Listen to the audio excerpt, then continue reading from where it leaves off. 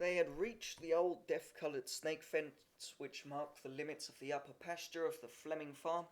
Under some hickory trees the path ran parallel to the fence.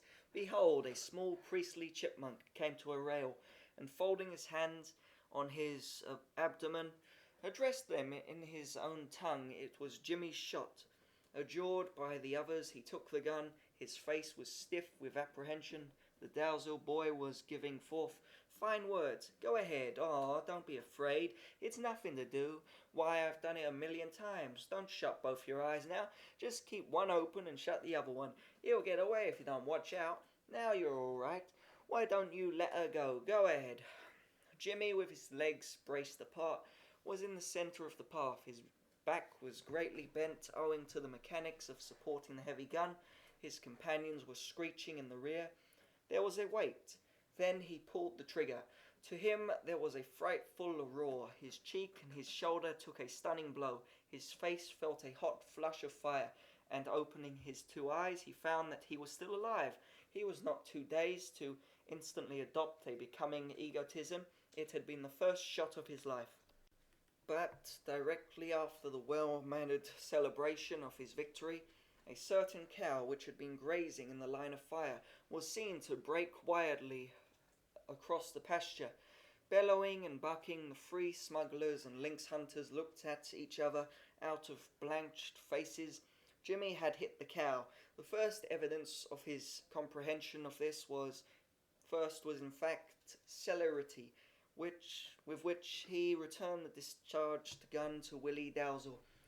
They turned to flee. The land was black, as if it had been overshadowed suddenly with thick storm clouds, and even as they fled in their horror, a gigantic Swedish farmhand came from the heavens and fell upon them, shrieking in eerie triumph. In a twinkle they were clouted, prostrate.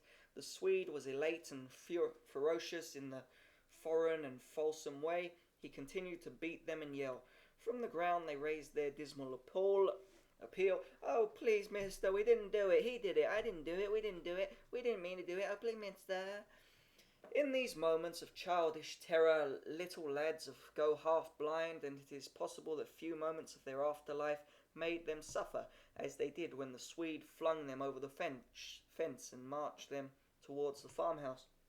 They begged like little cowards on the scaffold, and each one was for himself. Oh, please let me go, mister.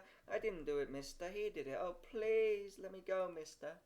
The boyish view belongs to boys alone, and if this tall and knotted labourer was needlessly without clarity, none of the three lads questioned it.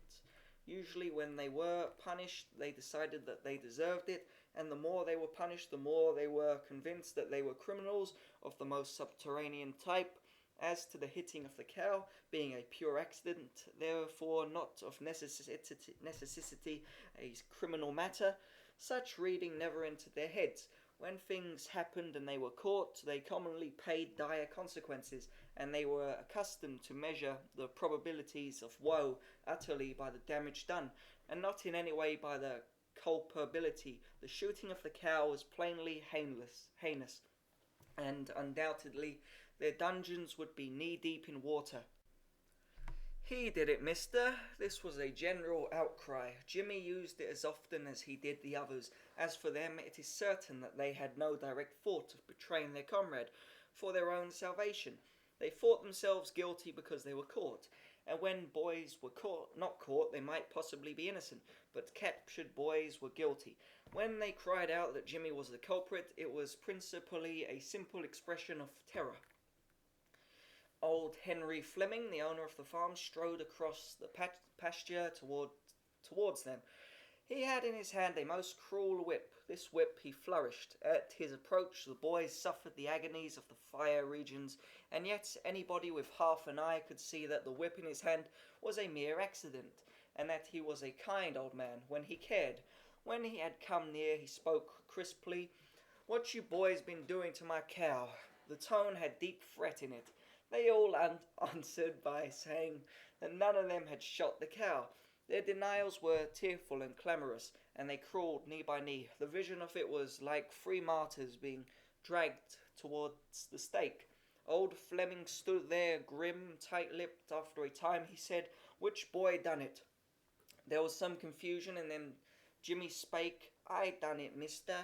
Fleming looked at him, then he asked, well, what did you shoot her for?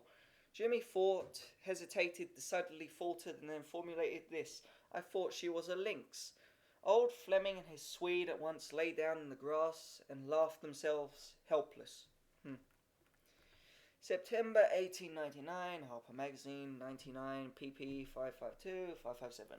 There we go.